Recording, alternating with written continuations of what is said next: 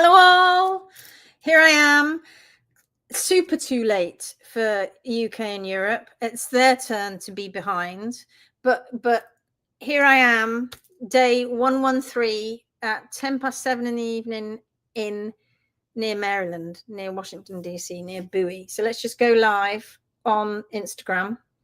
And I'm a little bit jaded, I'm a little bit tired because we are, is that me? I can hear that. It is because we've just spent day one. The reason that I'm late is I was hoping to go live earlier, but we've spent day one with our North American students on their training camp. Some have come down from Canada, they've come from all over the US, and we've just spent the first day together. So I'm a bit grubby. I haven't had a shower yet. I've been sweating all day. I've had one of those scarves around my, one of those cooling scarves, that you keep wet all day. I've had that around my neck. So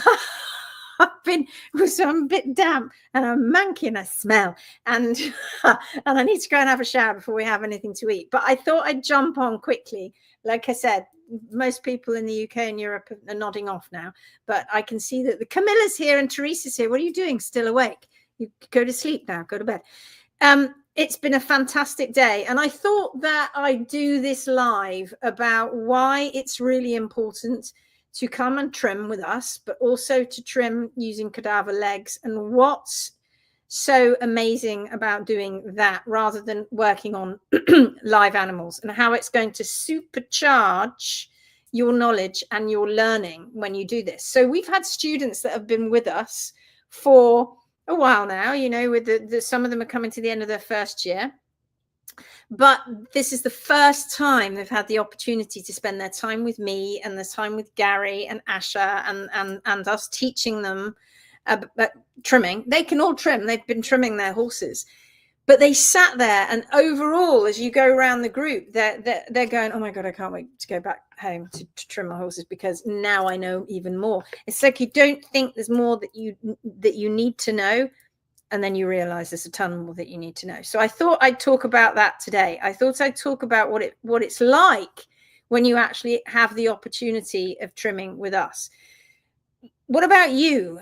What was your biggest learning moment when it comes to trimming and hoof care? Have you experienced that? And I shouldn't call it magic, because it's not really magic, because a lot of people, it's gross, but it is. It feels like it could be gross trimming cadaver feet, but obviously we keep them wrapped and they don't leak everywhere because they're wrapped up. But the fact that you can take a foot and you can work on that quietly, calmly, in your own time, getting used to the tools. These guys are already quite used to the tools, but especially on our workshops when people aren't used to the tools, it gives you that opportunity to really understand what we're trying to show you in with the hoof. And it's crazy, but I can tell you that very few people learn on cadavers regularly, and it's important that you do that. So I thought that we'd do that.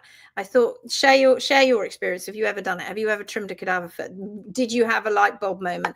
Have you come and trimmed with us? What light bulb moments did you have when you trimmed with us? So this is the power of hands-on learning in our space. When you come and spend time with us, this is the power of what you get. Okay, let's just say hello. Therese, you should be in bed now. Hello. Leah, good morning. Hello. It's the next day for you, right? Camilla says hi. Hello, it's lovely to see you. You should be in bed as well. Night owls. Hello, says Alex. Nice to see you there. Michelle Mallory's here. Michelle cites hot. I'm boiling hot. Carol Colbert's here. Hello from Canberra. Good to see you, Carol. Michelle says hi. Laurie says hi. Alex says watching the foot come to life is incredible. So from these grim feet, often actually trimming them down to where they need to be and following those natural parameters, and then seeing it reveal itself in front of you, there's nothing like it. And you can do that in a group. You can sit around and everybody can discuss, and it is the most amazing. And every time we do this, whether it's with our students or whether it's on workshops, and we've done it hundreds of times, of course, all of these cadaver feet, watching all these light bulb moments go off, and it stratospheric is the knowledge and the learning, and they can't wait to get back and have a look at their horses. Anne's here on Instagram. Fiona Albone's here. Kathy Yorkshire, Snoopy Star's here. Hello, my lovelies. I'd love to know everything you know, says Snoopy Star. Tap in. But if you come to the workshops, which you have, if you come to the workshops, then you can tap in. Foxy says, I really want to do the 3-day next year. I hope you do. I hope you do. I hope we're going to come to a place where you can get to see us. I've been busy, but need to get back to my learning.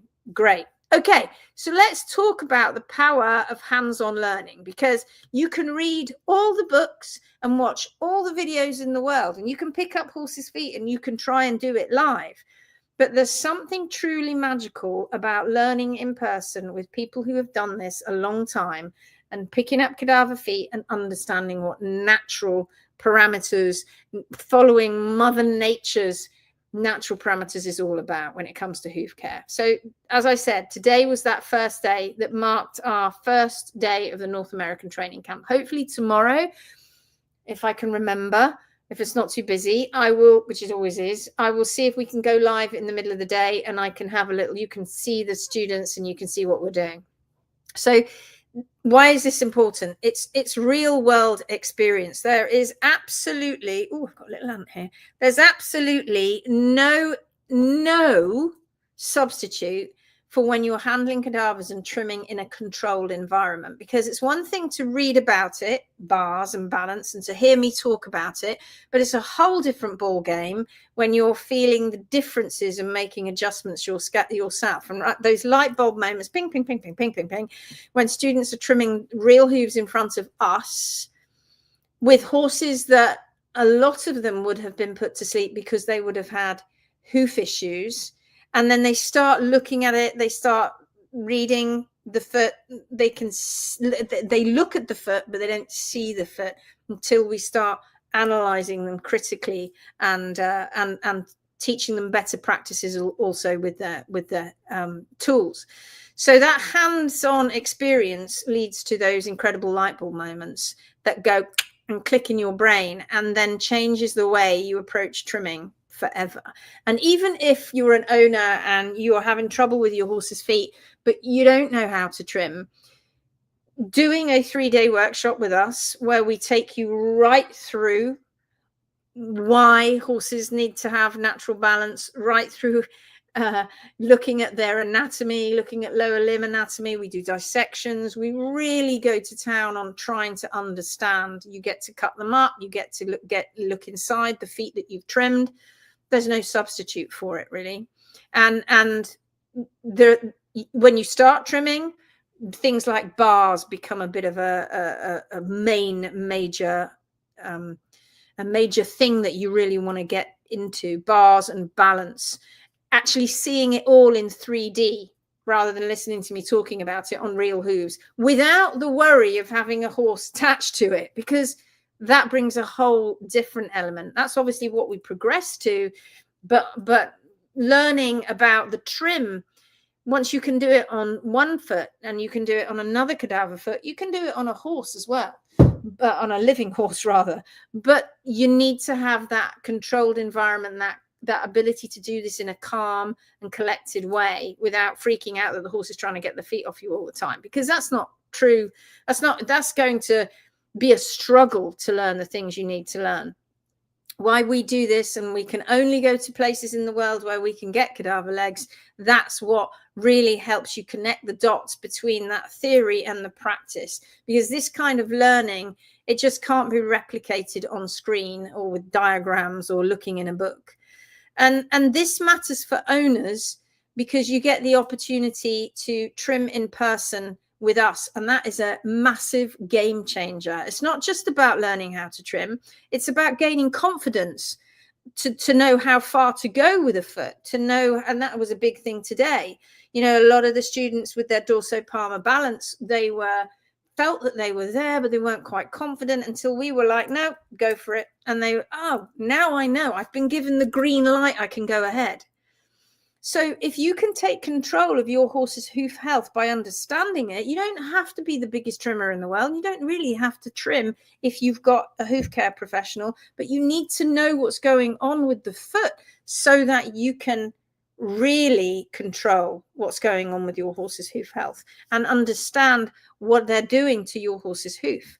Because it's important to master the fundamentals. At our workshops, we break down all of those fundamental principles of hoof balance and the role of the bars and how those principles apply in real situations. Understanding balance is totally key in preventing the problems that we were speaking about yesterday when it comes to laminitis, comes to the way people think of laminitis. I don't think of laminitis in the same way that most of the rest of the world do, and neither do our students and pros, because we know that balance is the main key problem.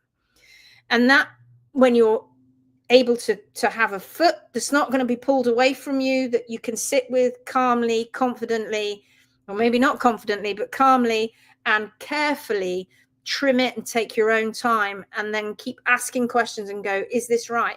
I mean, the amount of times we do that in a day. Can you look at the balance? Look at the balance. Another one. Can you look at the balance, Lizzie? Look at the balance. Can you look at the balance, Gary? Can you look at the balance, Sasha? Can you look at, and everybody else looks at it with each other.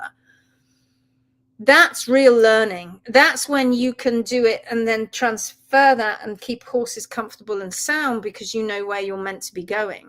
Understanding that foot on a deeper level by us showing you, by giving you those cadavers, getting to grips with the physical structures of the group, of the hoof, that's when you really begin to understand, when everything starts to connect together, where you're learning how that foot works, learning how the impact of your tools on the foot and how you make your brain, your eyes and your brain going, I want you to do this, hands, and hands go, no, I can't do it. So it's improving your trimming, whether you're new to it or you've been doing it for years. We have people, we have students who have been trimmers in that they are trimmers and they come to us. We have owners that turn up who've been trimming and they come to us and they go, oh, I've just leveled up my skills because I thought my trimming skills were okay and I've now just leveled up. And even students who've been with us, like I say, for a while, will go home with better knowledge, new knowledge, and that's taking their trimming to the next level. And that translates always into better hoof health for your horses. Of course it is. And one of the most exciting things that we're doing on this trip with our students, and that we now do with our pros and other students, and you know, we've got 80 plus students and pros around the world. We are feeding into a massive, huge database, looking at very specific measurements in the foot.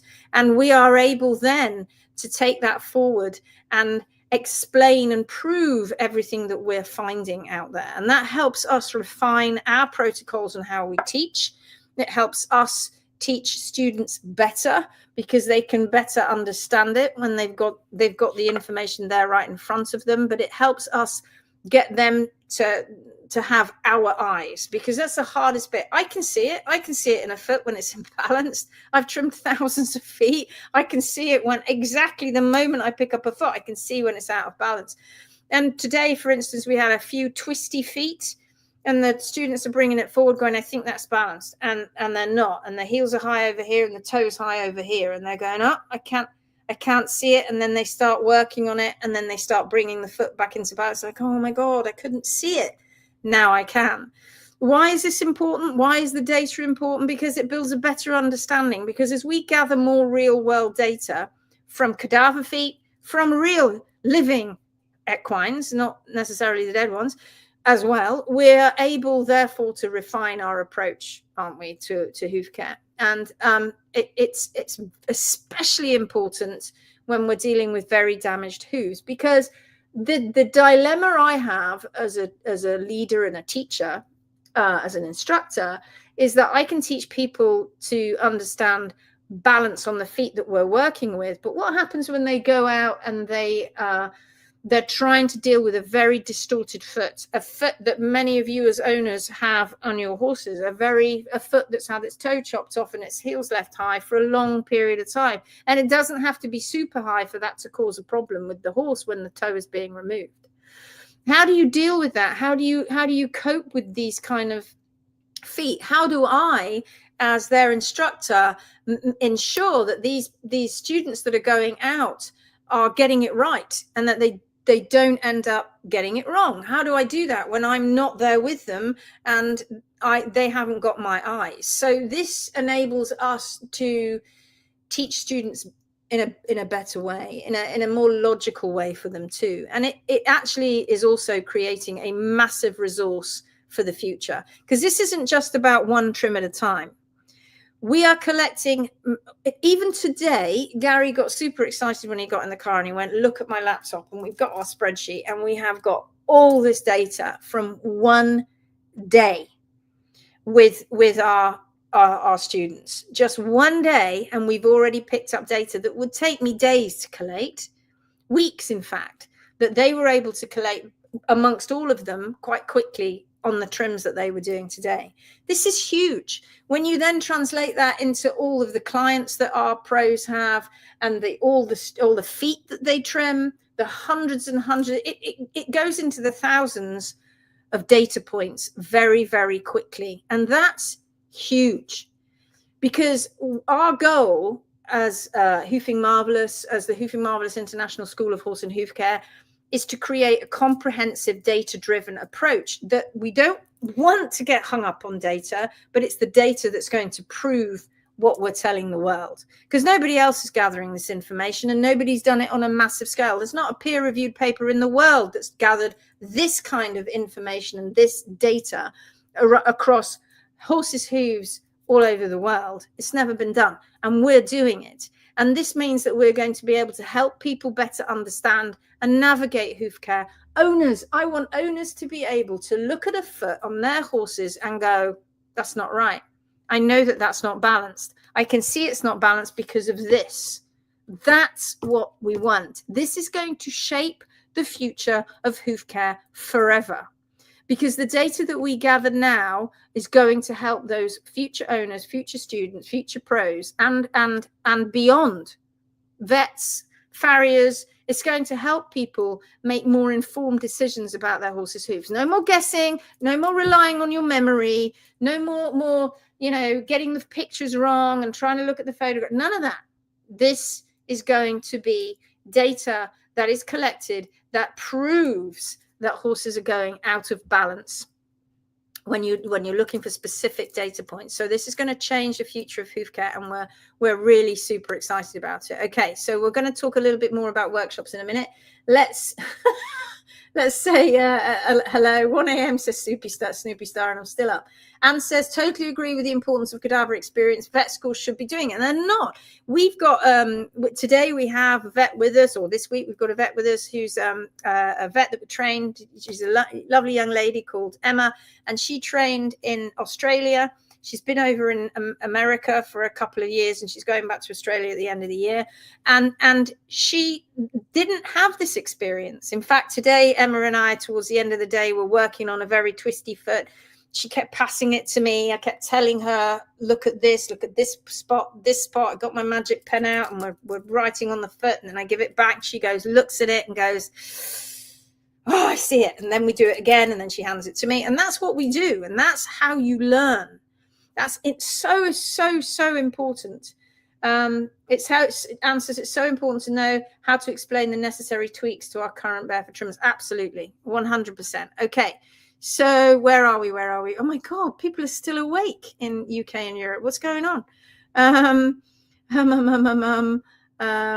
Jan's here. Jan Thomas says, hi everyone. I'm just a wizard back down to where I left you off. Michelle says, we need one in California workshop next year. We'd love to. Get the legs, we're coming. That's what we say. Laurie says, I really want to do the workshop next year too. Great, we'll be back. You see, if you all want to do it, we'll come back. We will. It was so funny this morning, meeting all these lovely people that I've never met before in person. I have met them all many times online, on many Zoom calls, many trim tutorials, many times we've all met together, but never met them in person. It's really funny because you know these people, but it's a different kind of vibe when you meet them actually in person. You're like, oh my God, I feel like I've known you forever. And we slotted straight into learning because We've known each other for such a long time already. But in the workshops, when some of the people I know, but most people I don't, and they come in and they don't know me so well, by the end of day 3, nobody wants to go home. They're in like a bubble. Oh my God, I've enjoyed it so much. I just don't want to go home. And the thought that we're right on the cusp of making a breakthrough with owners throughout the world where they're going, what was I looking at before? I was looking at these hooves, but now I see them completely different. I literally now can see the wood for the trees, because I am we're sort of peeling back that curtain, that veil, that magic, that mystery that was surrounding hooves, that the owners felt like, I don't know, I don't understand it. Not anymore. We are peeling that back, and that is our mission. And that's why our student and our school is so successful, because we're filling it with people just like you, with owners who have had issues, who want to help their horses and go on and help other people's horses, because there's something incredibly addictive and exciting about finding out stuff that people haven't been doing and have been getting it wrong. And there's something very exciting about that, because you're pushing and carving your future, or carving the future of hoof care. It's absolutely amazing. Wow, says Sarah, hello. You should be in bed. Learning in person is absolutely the best. Kathy's here. Hi. Carol says, since having a one-on-one with you, Laura is now sound. Thought I was going to have to put her to sleep. Still have more to go, of course, thanks to my trimmer Tess. Amazing. And Tess was so great. And I'm so pleased. And it's just having that little bit of faith as well, Carol, isn't it? It's just having that little bit of faith that, God, I've tried this, and it's still going wrong. And, oh, now I start to understand it. Sarah says, being on the student camp is just incredible. It is, and we love it, and it's fantastic. And this is our, wait a minute, is this our 4th camp? It is. So we've done 3 in the UK over the last 2 years, 2 and a bit years, 3 years. And 3 years, Lindsay. And this is our 1st in America. And next March will be our 1st down under training camp for students. So our dream, Gary and I, when we started this, and the school was in a long time in the making. And I said to the students today, the thing actually that was the reason our school took off, or why we eventually went, we can do this, was because of COVID, bizarrely, because everybody suddenly had to come off seeing each other in person and get online. And it became almost second nature. And we realized that we could teach a practical subject. It's not easy, but we could teach the majority of it online. And then if we have these in-person workshops, we can then just condense a load of practical together. So they are quite incredible. And the 3-day workshops are like mini training camps. And they are condensed with a ton of information. So much information that you come out with your mind blown, but it's very exciting. And you get obviously hands-on, and you get to be with people like us who have been around thousands and thousands of feet, and we've watched rehabs, and we've fixed, I say fixed, we have rehabbed many horses and gone through all of that. And that kind of being in person with us, being actually in the room, in our space, is incredible, and people love it. Foxy says, I will be much more confident about trimming after doing the course in person. Of course you will. Potty's here, and she says, hello, warriors. She's been to a workshop. Wet day here in New Zealand. I can't wait. I'm going to see you next year. I know you're going to pop over and say hello. Angela Moore says, I absolutely love what I am learning in the pro course. Thank you. It was great. We miss you, but we had a fun time in the UK, didn't we? Teresa says, I really enjoy investigating cadaver feet and legs. Well, eyes and other parts of animals' body as well. Michelle says, my horse is now putting all her weight on you. Okay, because she's leaning. We got tips for that. Jan says, I am dreaming of attending a 3-day course someday. You will. If you want it bad enough, you will. Yes, we hope to come to California. We need legs. Angie says, hi again, learning so much. So Angie was with us today. It was fun. We've had a great time. Penny's here from New Zealand. Suzanne says, where do we find dates for the workshops? If you go into the Phoenix group, and you can put a post up and say, where are they? Or you can look in the featured section and you should see the links. to the workshops. These are we've got the North American workshops up, and I think we've also we're just releasing the New Zealand Down Under workshops. So get onto that link and start booking. It's very exciting. That's for March next year, Down Under. Michelle says, depends on weather conditions also, of course. Foxy says, it's brilliant you are gathering all of this. I got a digital camera so I can keep my own horses' stories every time I look at them. Oh, fantastic. Oh my goodness. If the world had just taken photographs, we've all got them. We've all got them. Amazing cameras in our hands now. We've all got them. They are incredible. Nothing like they were when I was growing up. These easy on your smartphone. Pretty much everybody's got one. And all it takes is a second. Snap, snap, get down a bit low. Look at the horse's feet. Just take pictures. Because the fact that the world never did that, never. Vets didn't take the photos. Farriers didn't take the photos. Hoof care professionals couldn't be asked. Nobody could be bothered. Now and again, they take a few photos, but not very many. So they didn't have that sequential data. So when it came to looking at horses with P3 in the wrong position, they just went, oh, it must have suddenly just happened like that. When in fact it didn't. I'm going to sneeze. Sorry about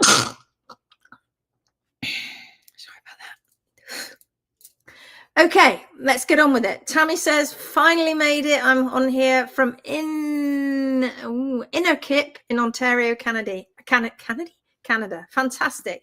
Michelle says, does the 15-day challenge have trimming or the 10-day?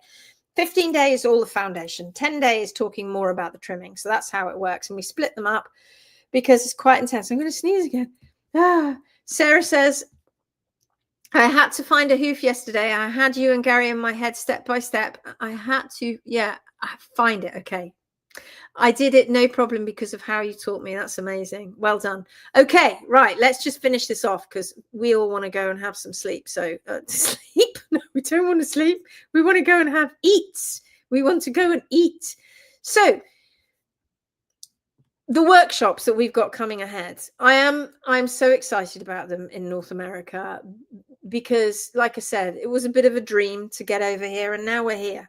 We said 3 years ago, we're going to have students in North America someday, hopefully in the near future. And it came far quicker than we expected.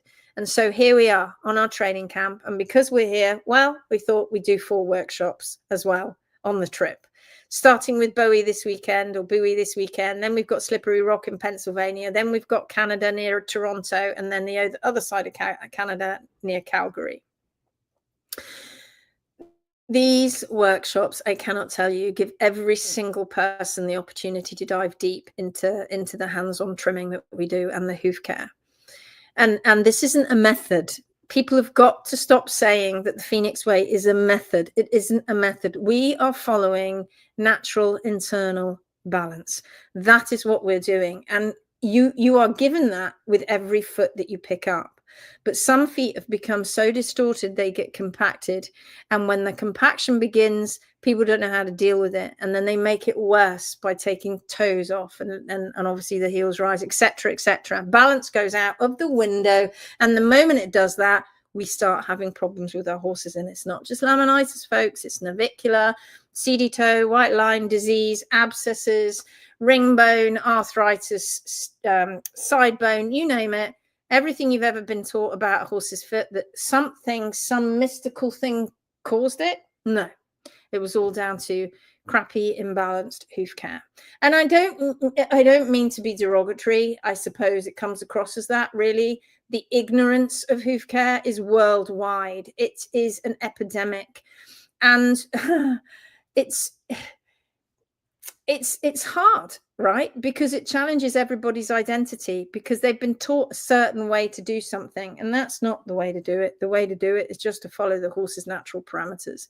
And then you'll never go wrong.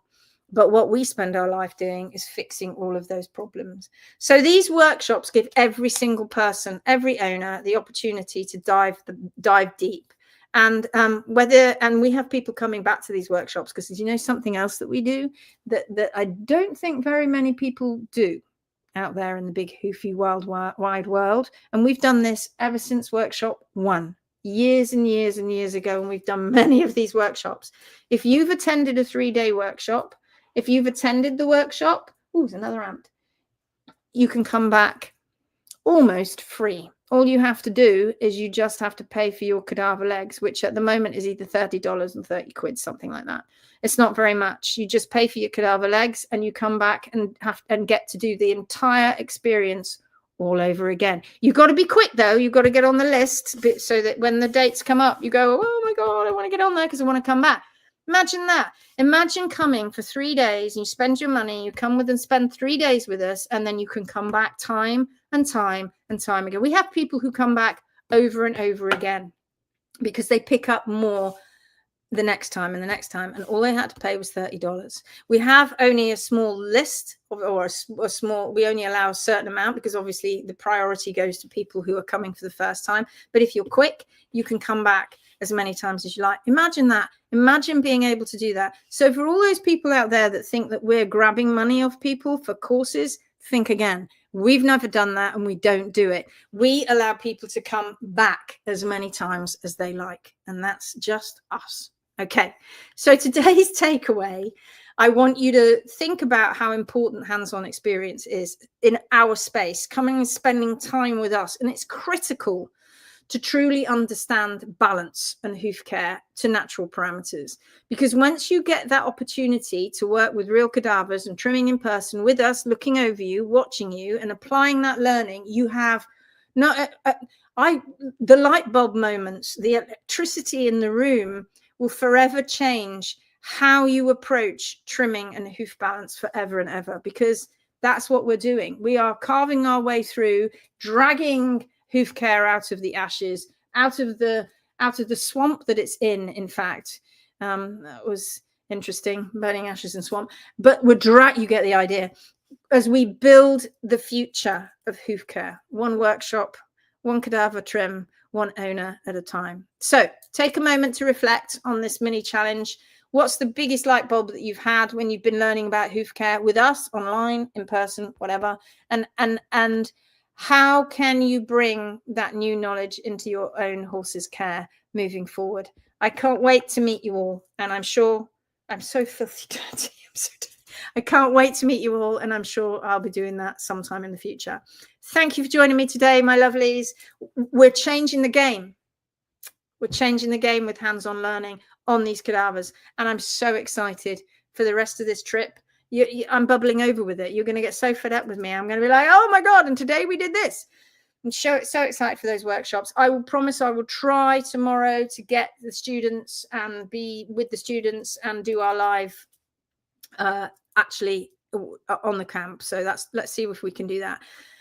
Can we make a promise with each other? Can we keep raising the standards of hoof care? No matter whether we get batted back down again, we will keep getting back up, because I tell you, it is about humans. It is about what the humans have been doing. It is about the way that they're handling feet.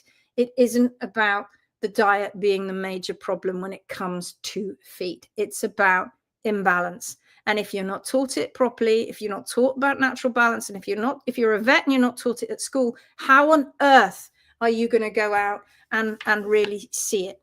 We've got students who have been doing this a while now, and they turn up today and go, ooh, I've just seen it in a completely different light. So keep going. I'll see you tomorrow. Keep pushing forward. Keep being with us.